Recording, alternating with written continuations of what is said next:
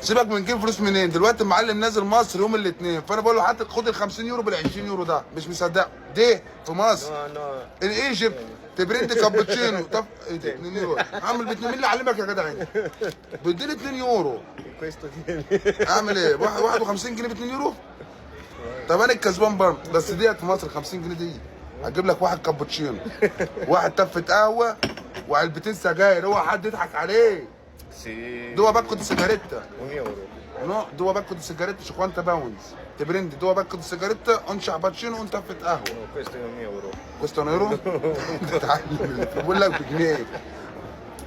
تمسك يا عم حتى بكارتتها كده، خليك معايا خليك معايا، ما تسيبنيش، خلينا Cosa compri افتكر. tu? بدي في مصر اهي. Un caffè? نو عيب السجاير. Eh? un pacco di sigarette. 50? اه un pacco di sigarette 50 pounds un pacco di sigarette. من اللي هي كليوباترا. euro? سي. un euro un pacco di sigarette كليوباترا. ما لابورو كام؟ حاجه و90. Ma lavoro sarebbe 1,80 euro, capito? E 1,80 Kent? euro. Il cante uguale penso.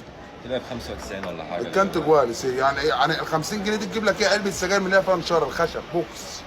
شو quanto era prendo un pacco da questo? Onesto. كله سوبر جيت. Insomma, gente, ce la sigaretta come prendo una, non fumo più tutta la vita tua. والله